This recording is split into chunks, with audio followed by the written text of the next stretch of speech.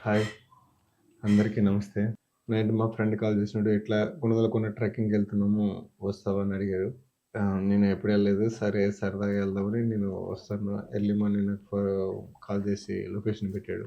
ఒక 10 మెంబర్స్ ఉన్నారు. వాళ్ళతో పాటు నేను కూడా ట్రెక్కింగ్‌లో జాయిన్ అయ్యా. సగం దూరం ఎళ్ళాము.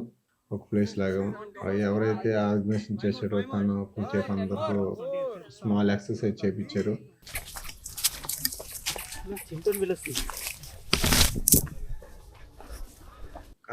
ఏదైతే గుంతల కొండ ఉందో, ఆ కొండ వ్యూ ఆ పైనుంచి చూస్తే చాలా మంచిగా అనిపించింది. విజయవాడ మొత్తం కూడా అక్కడి నుంచి కనిపించడం జరిగింది. చూసి చాలా హ్యాపీగా ఫీల్ అయ్యా. ఎనీవే ఇక్కడి నుంచి కొద్దిసేపు మా ఫ్రెండ్స్ వాళ్ళంతా ఫోటోలు దిగారు. అంతా హ్యాపీగా, జాలీగా జరిగింది. కొంతమంది ఆఫీస్ టైమింగ్స్ ఉండడం వల్ల వాళ్ళు అక్కడి నుంచి వెనక్కి వెళ్ళిపోయారు. అక్కడి నుంచి మేము గుణదల కొండ సిలువైతే ఎక్కడుందో అక్కడికి వెళ్దామని అనుకుని వేరే దారిలో అక్కడి నుంచి జర్నీ స్టార్ట్ చేశాము.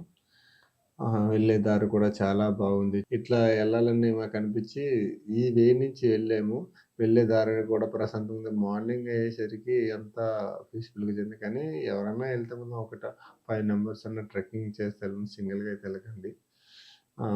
వెళ్ళే దారిలో పక్షులు, చెట్లు అక్కడి నుంచి వ్యూస్ చాలా అద్భుతంగా ఉన్నాయి. చివరికి మేము అనుకున్న గమ్యానికి చేరుకున్నాము. ఏదైతే గుందల చర్చు మేరీమాత టెంపుల్ ఉందో అక్కడ సిలువ ఉన్నది. ఆ సిలువ దగ్గరికి చేరుకున్నాము. మీకోసం మేము కొన్ని డ్రోన్ విజువల్ అయితే నేను షూట్ చేయడం జరిగింది. అవి మీకు ఇప్పుడు చూపిస్తున్నాను.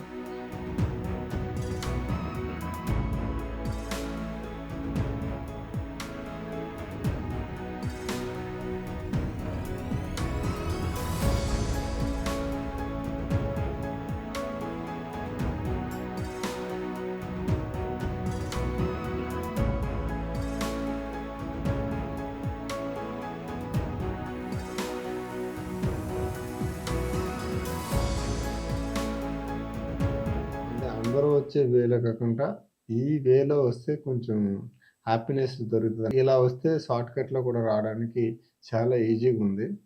చాలామంది రెగ్యులర్‌గా వస్తుంటారనుకుంటా. నడవడానికి బావుంది. మధ్య మధ్యలో చెట్లు అయన్నీ చాలా బాగుంది. Thank you.